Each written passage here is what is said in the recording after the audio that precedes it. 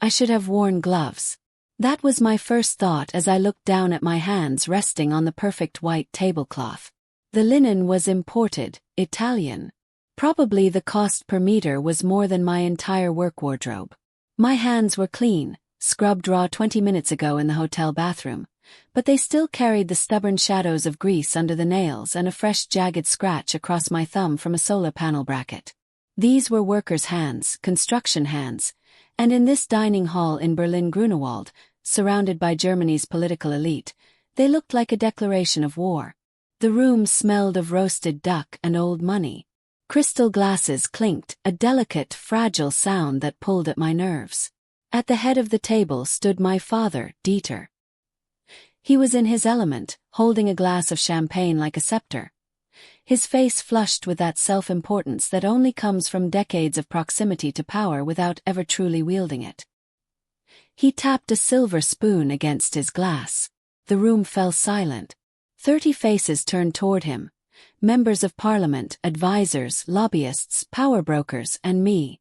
"My son Maximilian," my father boomed, his voice projecting as if he stood in the parliamentary chamber. "A man who understands the weight of legacy. A man who knows that power isn't just about what you do, but who you know." He beamed at Maximilian, my older brother, who sat there in his tailored suit, soaking up the admiration like a lizard on a rock. "Maximilian has secured a position that will shape the politics of the next generation. He is the future of this family." Applause moved through the room in waves. Polite, restrained, expensive applause. Clap to. Slow, mechanical rhythm. Then my father's gaze wandered. It didn't land warmly on me. It caught on me like a piece of silk snagging on a nail. His smile didn't waver, but his eyes went cold. And he continued, his voice dropping an octave, performatively serious.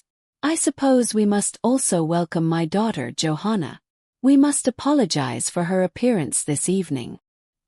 He gestured vaguely in my direction, as if I were a stain on the upholstery. "Johanna works in construction, physical labor. She likes to play in the dirt while the adults run the world. But we love her anyway, don't we?" A murmur of laughter moved through the room. It wasn't loud, but it was sharp, condescending. The woman next to me, a lobbyist with pearls as big as grapes, shifted her chair slightly away from me, as if poverty might be contagious. My mother, Renata, let out a tinkling, nervous laugh and covered her mouth with a napkin to hide her grimace. Maximilian grinned and raised his glass in a mocking salute. "To playing in the dirt, Joe," he mouthed silently. I didn't flinch. I didn't look down. I didn't take my hands off the table to hide them.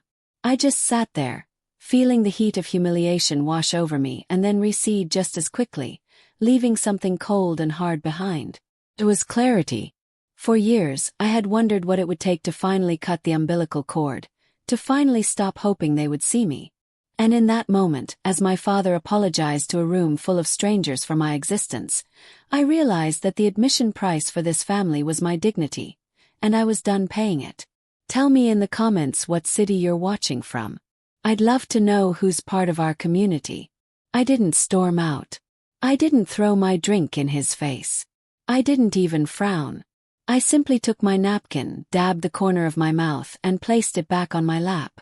The laughter around the table faded, replaced by the murmur of side conversations, the scraping of silver on porcelain. My father had already turned away, dismissing me the way he would dismiss a waiter who brought the wrong order. He was busy charming the senator's advisor to his right, his hand casually resting on the shoulder of that expensive suit jacket. A jacket that I had paid for. The thought didn't come with anger. It came with the cool, detached precision of an accountant discovering a rounding error. I looked around the room, really looked at it. The baccarat crystal chandelier.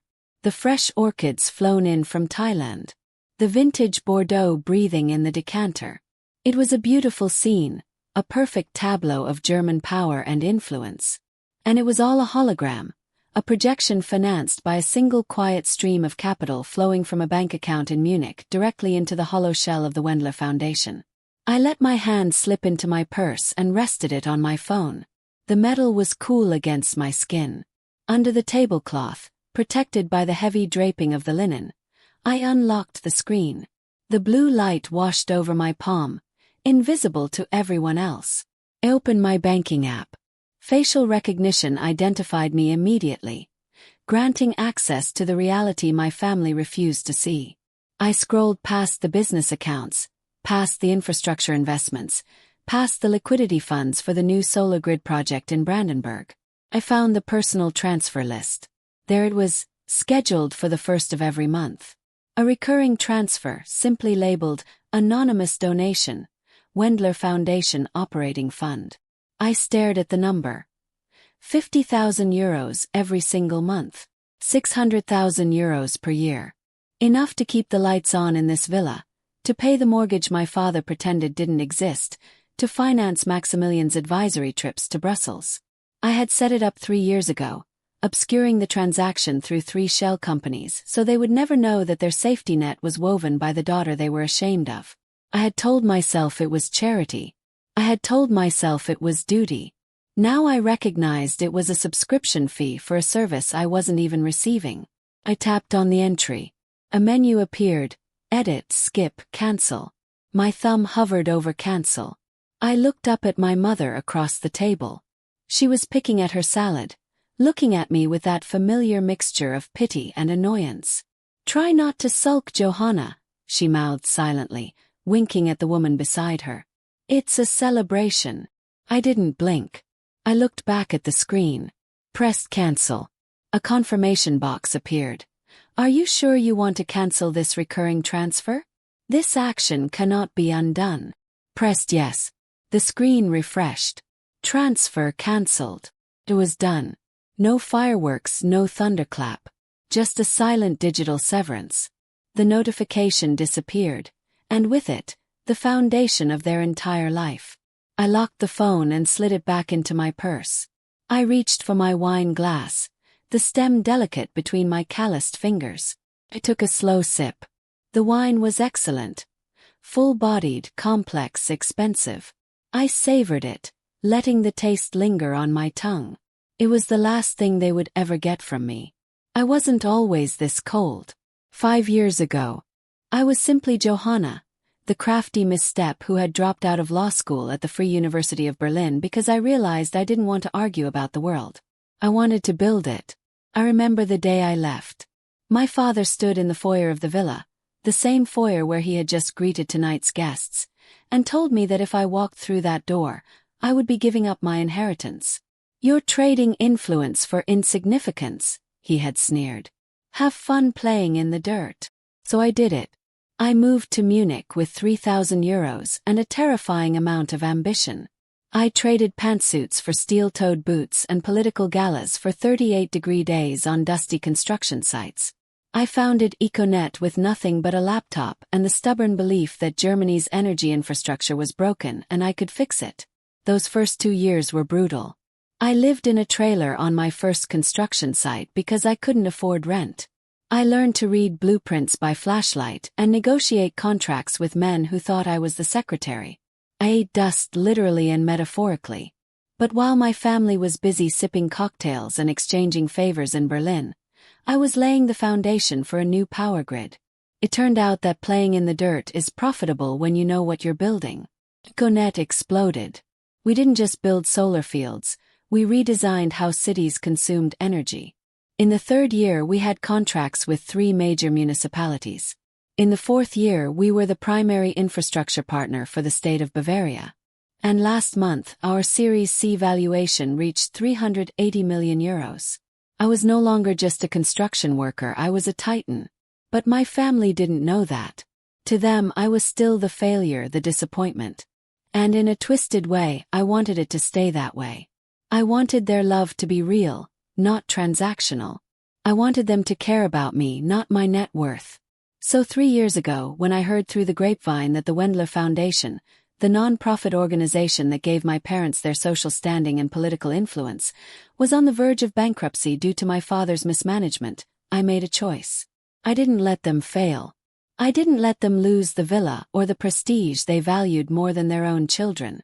I set up a blind trust. I became their anonymous donor. I told myself it was noble.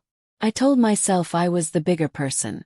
But in hindsight, I recognize it was something far more pathetic. I bought a subscription to a family that didn't want me. I paid for the privilege of being their daughter, hoping that if I just kept the lights on long enough, maybe someday they would look up and see who was flipping the switch. Tonight, sitting at this table, listening to my father mock the hands that signed his checks, the illusion finally shattered. I wasn't their savior, I was their cash source. And the saddest part wasn't that they were using me. It was that I had allowed it. You might wonder why I stayed, why I paid, why a woman who could negotiate multi-million euro infrastructure contracts with the state of Bavaria couldn't say no to her own father when it came to a monthly transfer. It's a fair question. The answer isn't love. It's not even duty. It's conditioning. Psychologists call it the invisible chain of the survivor.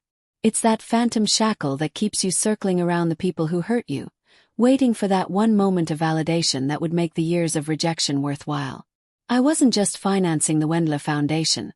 I was paying a lawyer's fee for the hope that my father would one day look at me with the same pride he reserved for Maximilian.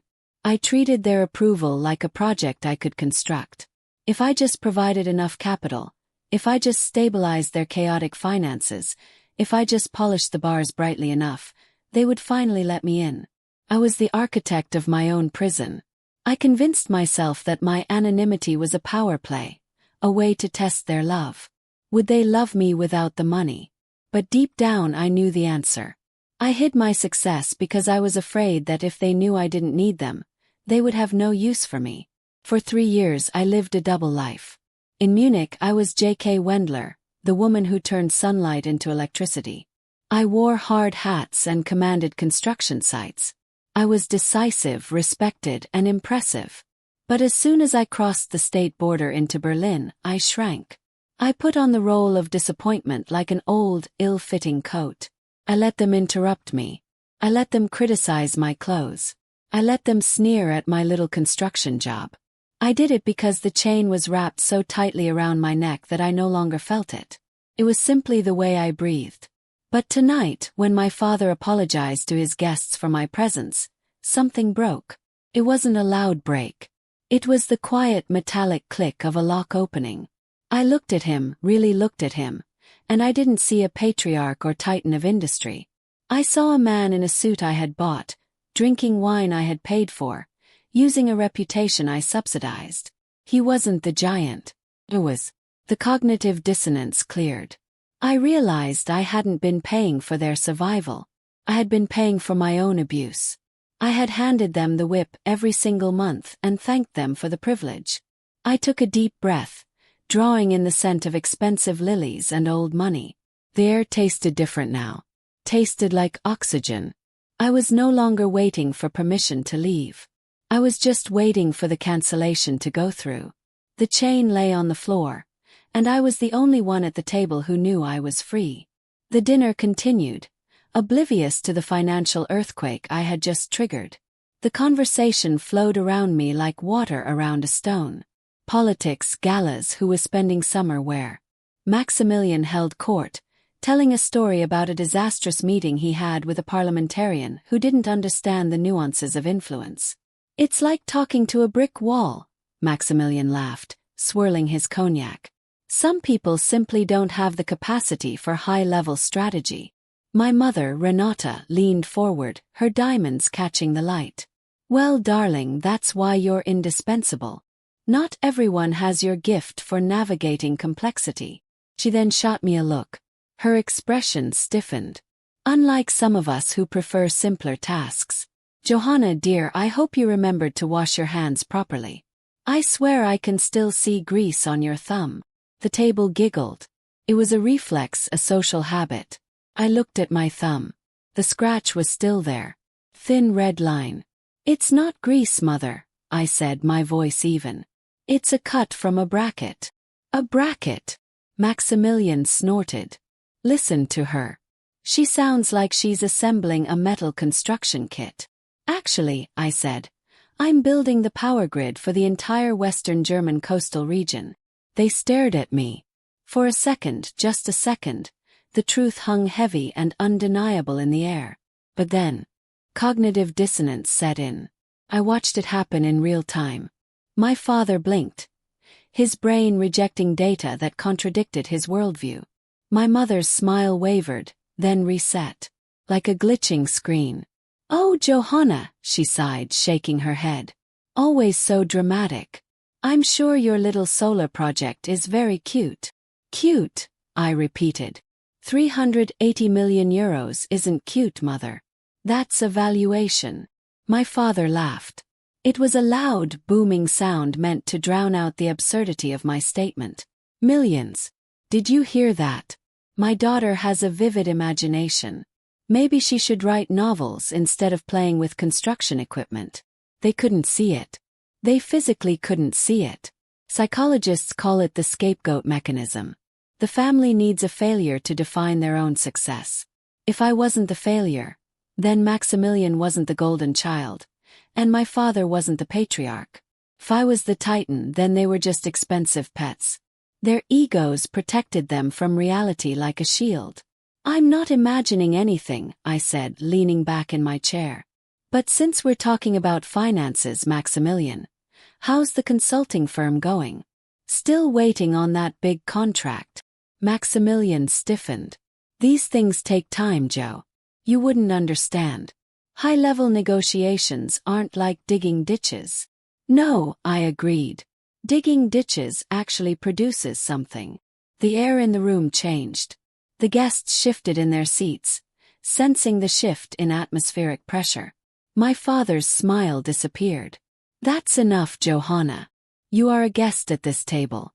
Behave accordingly." A guest. I considered that. That's an interesting word for the person paying the mortgage.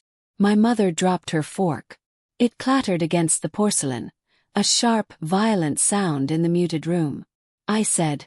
I looked directly at my father. "Enjoy the wine, Papa. It's the last bottle I'm buying." They stared at me, confusion wrestling with indignation. They still didn't understand. They thought I was being rude. They didn't realize I was being literal. The blindness of the elite is a fascinating thing.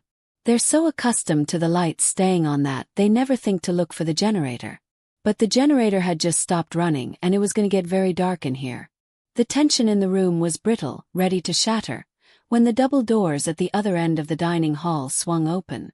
The sound was heavy, final, cutting through the suffocating silence. Heads turned. Jessica stood in the doorway. Jessica, Maximilian's fiancée, looked nothing like the composed Berlin socialite she normally portrayed. Her hair was slightly disheveled, her cheeks flushed, and she was clutching her phone like a lifeline. She was still wearing her coat, breathless, as if she'd run all the way from Kurfürstendamm. "Jessica!" Maximilian stood up. His face transformed from annoyance to relief. "Finally. We were starting to worry. The toast is over, but—" "Be quiet, Maximilian," Jessica said. Her voice wasn't loud, but it cut through the room like a siren. She wasn't looking at him. She wasn't looking at my parents. She was looking at me. Her eyes were wide, filled with a mixture of terror and awe. She walked slowly to the table, ignoring the confused murmurs of the guests. She stopped directly across from me, her hands gripping the back of an empty chair. "I just got off the phone with the board," she said, her voice trembling. "The Bavaria grid deal is stopped indefinitely." My father snorted, annoyed at the interruption of his dinner party. "Jessica, darling, we're in the middle of a celebration. Business can wait." "No, Dieter, it can't," Jessica hissed. Her gaze never left mine. "Because the person blocking the deal, the person who owns the proprietary technology we need to move forward, the person who just red-flagged our environmental impact report, is sitting at this table." The room went deathly silent. You could hear the hum of the wine cooler in the pantry. "What are you talking about?" my mother asked. Her voice was shrill. "Johanna works in construction." "Construction?" Jessica let out a short, hysterical laugh. She pointed a trembling finger at me. "Do you know who this is? This isn't just your daughter. This is J.K. Wendler." My father frowned. "Who?" "J.K. Wendler," Jessica repeated, emphasizing each syllable. The founder of Econet. The woman who built the solar grid in Brandenburg. The woman who personally negotiated the infrastructure contract for the entire state of Bavaria last year. She's not a construction worker, Dieter. She's the titan who's currently deciding whether my firm survives the quarter. The cognitive dissonance in the room shattered. I watched it happen. My father's face went slack. My mother's hand flew to her throat. Maximilian looked back and forth between Jessica and me, his mouth opening and closing like a fish. "That's impossible," Maximilian stammered. Joe dropped out. "She lives in a trailer." "I lived in a trailer for 6 months," I said, my voice calm, filling the silence. 4 years ago while I was building the first grid. Now I live in the penthouse of the building I own in downtown Munich. I looked at Jessica. "I saw the impact report, Jess. Your firm missed the groundwater impact study. Fix that and I'll sign on Monday, but not a moment sooner." "Yes," Jessica breathed, nodding quickly. "Yes, Ms. Wendler. Thank you. I'll take care of it immediately." "Ms. Wendler," my father whispered. The name tasted foreign in his mouth. He looked at me, really looked at me. And for the first time in his life, he didn't see his daughter. He saw power. And he was afraid. The shift was violent. The air in the room didn't just change, it reversed. 5 minutes ago I was the embarrassment. Now I was the most dangerous person in the room. The guests stared at me with naked fear. The parliamentarian's advisor was already reaching for his phone. Probably to Google J.K. Wendler. I took another sip of wine. "You said something about physical labor, Papa?" He didn't answer. He couldn't. The hierarchy had inverted, and we all knew it. The Trojan horse hadn't just come through the gates. It had burned the city down from the inside. My father laughed. It was a weak, fluttering sound like a bird trapped in a chimney. "Well," he said, smoothing his tie, trying to regain the gravitas he'd lost moments before. "That's quite a revelation. Johanna, 380 million euros. Very impressive. We should have known you had something great up your sleeve." He turned to the guests, his smile strained. "See, I told you she's special. A Wendler through and through. Building empires runs in the blood." "Stop," I said. It wasn't a shout, but it cut him off instantly. "Don't do that. Don't rewrite the story. 5 minutes ago I was a crafty misstep. Now I'm a Wendler." "We're family," my mother interjected, her voice trembling. "Of course we're proud. We just didn't know." "You didn't know because you didn't look," I countered. "But you knew about the money." "What money?" Maximilian asked, confused. "The Wendler Foundation," I said. "The non-profit organization that pays for this house, that pays for your lifestyle, Maximilian. The foundation that was bankrupt 3 years ago until an anonymous donor stepped in." My father went pale. It was a transfer," I corrected, "from my personal account. 50,000 euros per month for 36 months. Do the math." A gasp went through the room. Jessica looked at me with horror. "You financed them. You paid for all of this." "I thought I was saving them," I said, looking at my parents. "I thought if I kept you afloat, you'd eventually regain your footing. But you didn't. You embezzled it." "That's a lie," my father shouted, slamming his hand on the table. "Is it?" Pulled out my phone again. "I have the audit report right here. You used foundation funds to pay the mortgage on this villa. You used it to settle Maximilian's gambling debts in Monte Carlo last year. You used it to buy the car sitting in the driveway. That's not just unethical, Papa. That's fraud." The word hung in the air like a guillotine blade. "Fraud." "I didn't know," my mother whispered. "Dieter told me the investments would pay off." "He lied to you too, Mother," I said. "But you allowed it because the lie was comfortable. The truth, that your daughter was the only reason you weren't on the street, was too painful to accept. That's the illusion of power. The empty wallet. They had built their entire identity on having it. The house, the status, the connections, but they were nothing. Their power was rented, leased with my money. And the lease had expired. I cancelled the transfer tonight, I said. My voice final. The money is gone. The foundation is insolvent. And the authorities will probably audit the books by Monday. My father collapsed in his chair like a deflated balloon. The arrogance was gone, replaced by the frightened realization of a man who had been exposed. Johanna, please, he croaked. You can't do this. We'll lose everything. You've already lost everything, I said. You lost your integrity. You lost your dignity. And worst of all, you lost your daughter. I stood up. I smoothed my dress. I looked at Jessica. I'll see you Monday, Jessica. Bring the revised impact report. I will, she said, her voice full of respect. I walked out of the dining hall. I didn't look back at the table, at the crystal, at the people who had claimed to love me only when they thought I was useful. I walked out the front door of the villa, down the steps I used to scrub, and into the cool night air. The silence of the street was beautiful. It wasn't empty. It was full of possibilities. I took a deep breath, filling my lungs with air I didn't have to buy. Hailed a taxi. Where to? The driver asked. Airport, I said. I have a city to build. I didn't block their numbers. I didn't need to. Silence is a language my family understands perfectly, especially when there's no transfer attached to the conversation anymore. I left Berlin that night, flying back to Munich on a red-eye. I watched the sunrise from 10,000 meters, painting the clouds in gold and violet tones. It looked like a blueprint for a new world. The fallout was quiet, predictable, and absolute. Without my monthly donation, the Wendler Foundation was insolvent within 60 days.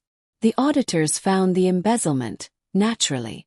My father barely avoided prison by liquidating his assets and pleading ignorance, a humiliation that hurt him far more than a prison sentence ever would have. The villa in Grunewald, the symbol of their status, was quietly sold to a tech lobbyist to cover the debts. My parents moved into a small condo in Potsdam. I hear my mother tells people they downsized for retirement. They're still lying, but now the lies don't cost me a cent. Maximilian's consulting firm collapsed when the Bavaria Grid deal failed. Without the prestige of the family name propped up by my money, his high-level strategy turned out to be nothing more than hot air. He sends me an email once a year on my birthday. I don't open them. I just archive them. A digital record of a brother I once knew. Jessica surprised me, though. She left Maximilian 3 months after that dinner. She kept her job, corrected the impact report, and is now one of Econet's most reliable partners. We're not friends, that would be too complicated, but we're colleagues. And in the world I've built, competence is the only currency that matters. I stood on the roof of the new Econet headquarters this morning. It was early, the air already thick with the heat of the Bavarian summer. Below me the city was waking up. I could see the steel skeleton of our new solar array stretching across the landscape. Thousands of panels tilting in sync to capture the light. My father called this playing in the dirt. He meant it as an insult. He meant I was beneath him because I created things with my hands instead of manipulating them with my words. But standing there, feeling the hum of the grid I had built, I realized he was right. I do play in the dirt. Dirt is where foundations are laid. Dirt is where you plant the seeds of the future. Dirt is real. I adjusted my hard hat and checked the time. My team was waiting. I didn't need a toast in a Grunewald dining hall to know who I was. I didn't need their approval to know I was valuable. I was the architect of my own life. I had designed a structure that could withstand the weight of their rejection, and I had built it strong enough to stand alone. They built a house of cards. I built a power plant, and the lights will never go out again. Have you ever had to build your own life while everyone else doubted the plans? Have you ever been the one playing in the dirt while everyone else pretended to be clean? Share your story in the comments. I read every single one. And if this story resonated with you, subscribe to the channel. We're building something real here, and I want you to be part of it.